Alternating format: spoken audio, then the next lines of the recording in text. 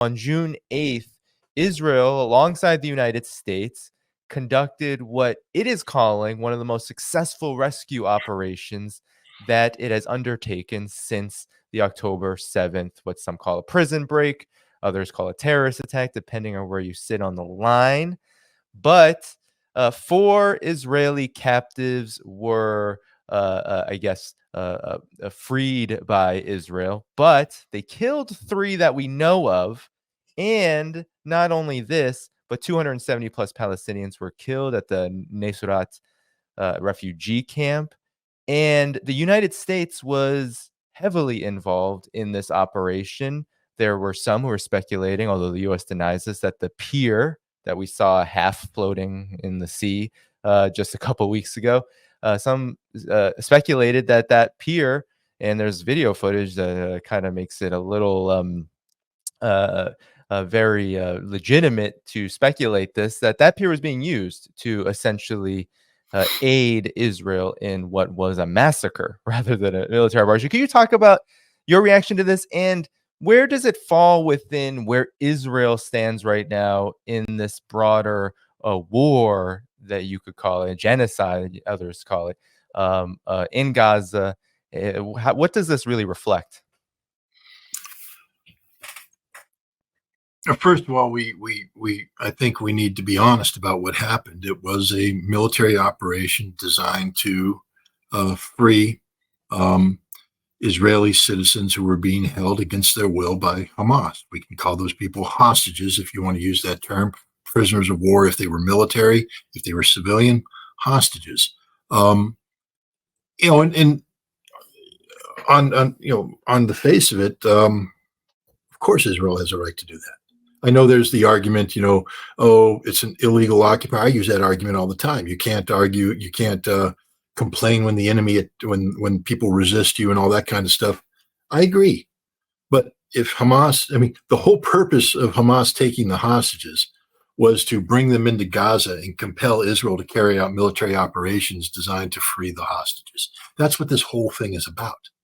And so Israel, this has become a political problem for Israel. And this is what we need to focus on, is the political problem of the hostages. It's been one of the issues that have been hounding the Netanyahu administration. Indeed, as we speak, his government is collapsing around him. Benny Gantz, the Minister of Defense, one of his key political opponents, has left the war cabinet. He's no longer part of the government. He's been followed by at least 3 others. And this may lead to, Israel being compelled to carry out elections in a time of war.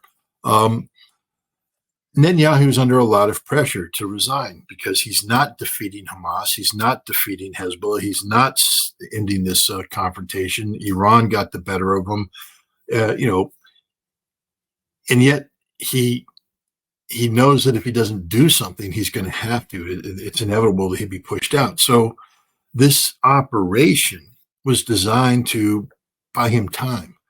It was a successful hostage rescue operation. That's how it's being spun, that he, Benjamin Netanyahu, is the brave Israeli leader that will never give up on hostages. This is a tremendous propaganda victory for Israel in Israel. It's something that the Israelis desperately needed as a nation. You look at the videotapes of the lifeguards announcing the rescue over the radio to all the people on the beach in Tel Aviv and how they're cheering and clapping. This is a big deal. This was a much needed boost in the arm from Benjamin Netanyahu, which tells you everything you need to know about why he did it. Because let me tell you this is the worst hostage rescue operation in the history of hostage rescue operations. First of all, there was no military necessity for this operation. It's clear that the 4 hostages who were released were being well fed. They weren't being tortured. They weren't being raped. They weren't they're being held against their will. And I'm not legitimizing this whatsoever. No matter how much I support the Hamas cause, I understand the reality that if you seize citizens of another nation, don't be surprised when that other nation comes in looking for those citizens through use of force. So, Israel had every right to do what it's doing, but not how it did it. You see, it's these hostages could have been released through negotiation, the acceptance of a ceasefire. In fact, there's a Security Council just voted in support of the American proposal for a ceasefire in Gaza, one which has a hostage release component built into it. So all Israel had to do, there was no military necessity. These hostages weren't being executed. The only hostages that have died in Hamas are hostages who died because Israel fired missiles through. One of the surviving hostages talked about that, how she knows that Israeli missiles killed Israeli hostages. The only hostages that died at the hands of the Israeli Defense Force. All of these hostages could have been released simply by Israel agreeing to a ceasefire on terms that bring about an end to the conflict. Israel wouldn't do this. So you can't speak of military necessity. There was political necessity, and that's never a justification. Just because Benjamin Netanyahu needs a shot in the arm doesn't ever justify this. What made this assault a crime? Under international humanitarian law, under the laws of war, under the Geneva Conventions, proportionality is a factor that has to be brought into play when talking about carrying out strikes that could result in civilian casualties. The law of war doesn't say that you can't kill civilians. What it says is that the losses of civilians must be in proportion to the military gain achieved by the operation. And since I already told you there was no military imperative here, no military gain, that means that no civilians could be killed. There's no reason to kill any, let alone over 200, plus. I mean, I don't know what the exact number is now. It's over 240, I think, dead. No, that's unacceptable. And it's not just, here's the interesting thing, it's not just me saying this or the International Court of Justice or the International Criminal Court. In 2004, the Israeli Supreme Court talked about proportionality, saying that Israel doesn't have a right to go in and carry out operations that will result in, significant civilian life, and ignore the proportionality question. And so we have a massive war crime that took place. There's no defending this whatsoever. There's not a court of jurisdiction that, if it took up this case, wouldn't find against Israel here, because literally there's no aspect of this that meets the proportionality aspect of it.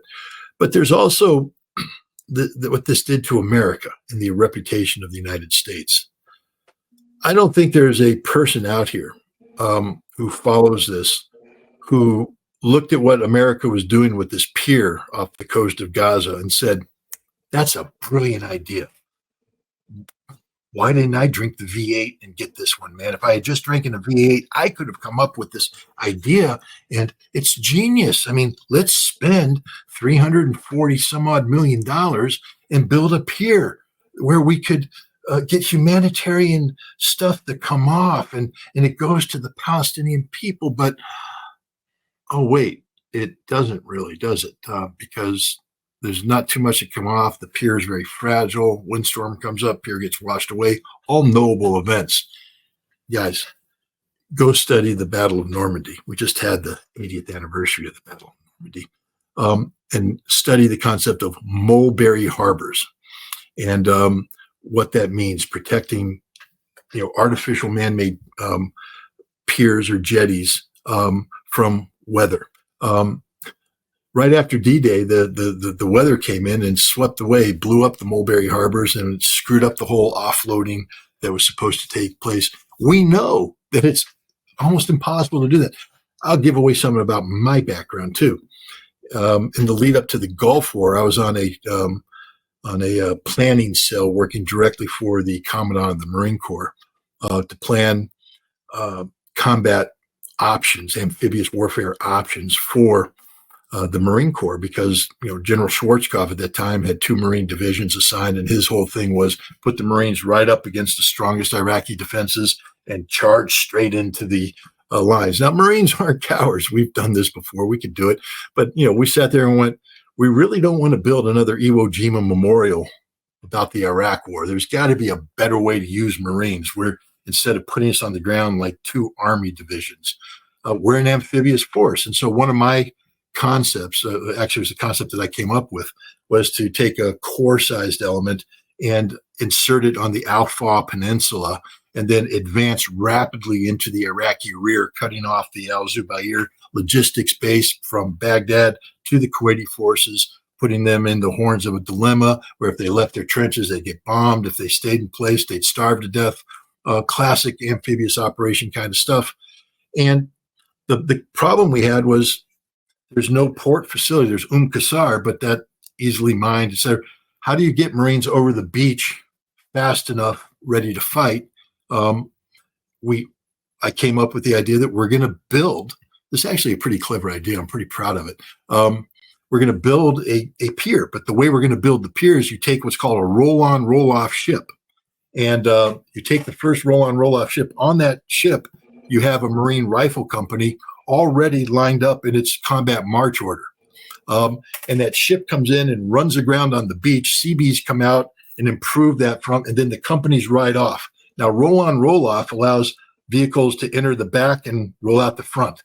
And then behind it comes another roll-on, roll-off that comes in and links up with this one. And that company leaves its ship, goes on the other ship in. We're building a pier, and we just keep lining them up all the way across. There it is. And we have 3 of these things because you need, things. And this came up in the mind of a stupid captain.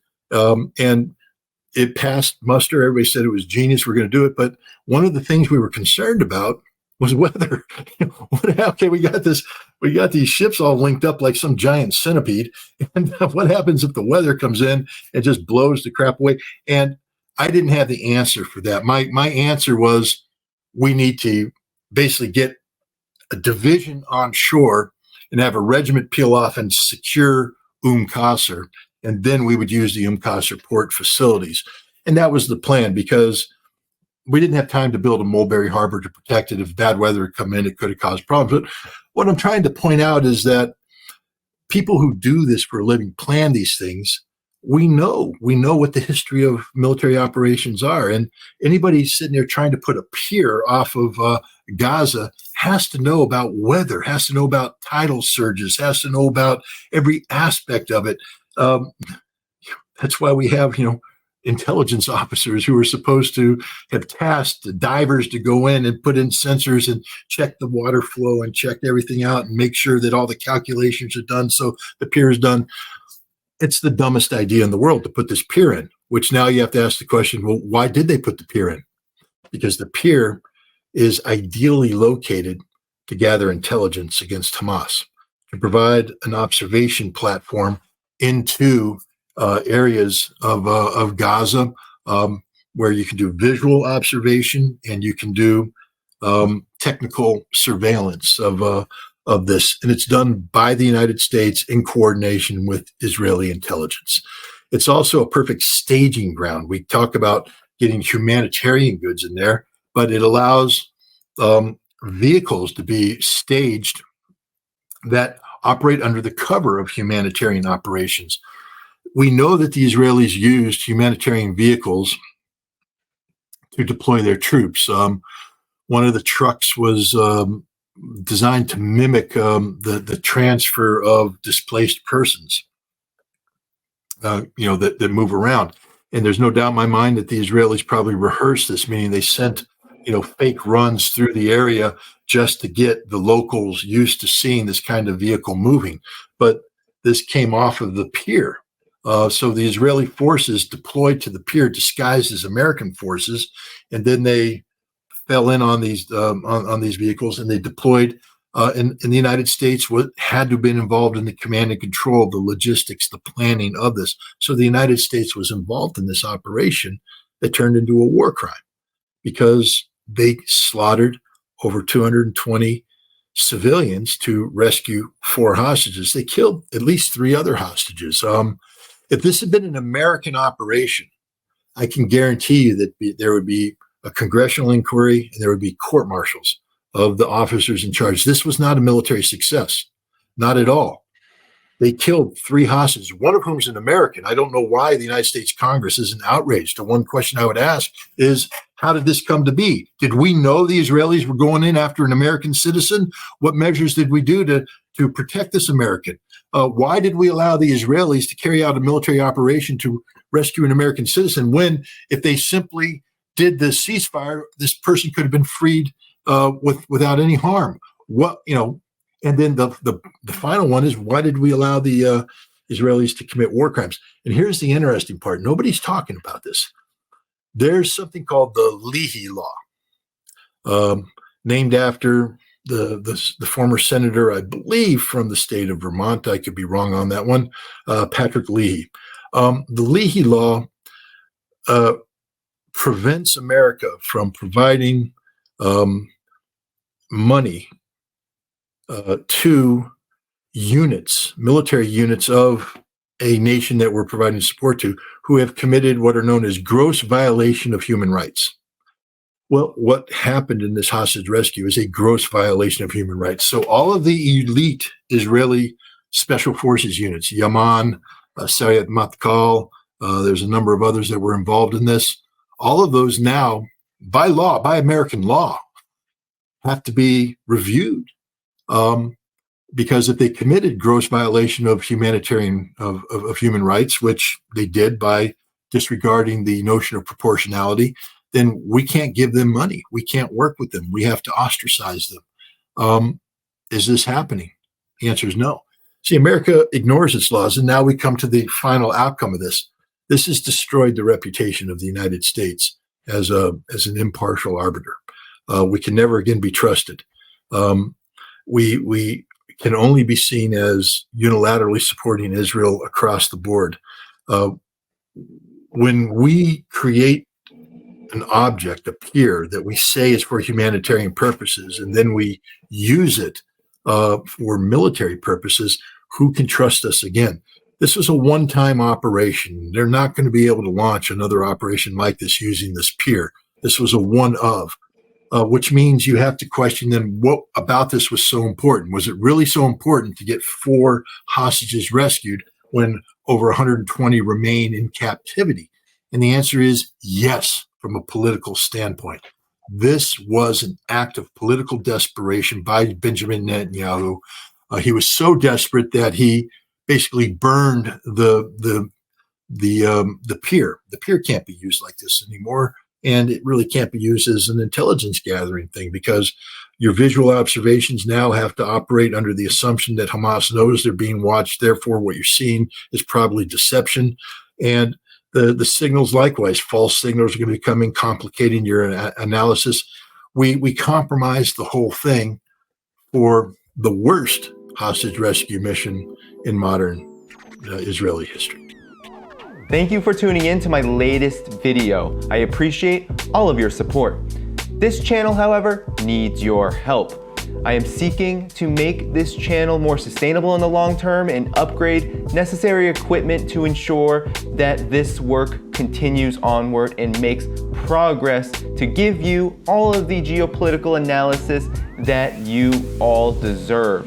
For that reason, I'm asking you to become a member of my Patreon community at patreon.com/DannyDhaiphong. You can find that link in the video description or in the pinned comment below. For whatever amount you choose to give, just know you are supporting independent media that you can't find anywhere else.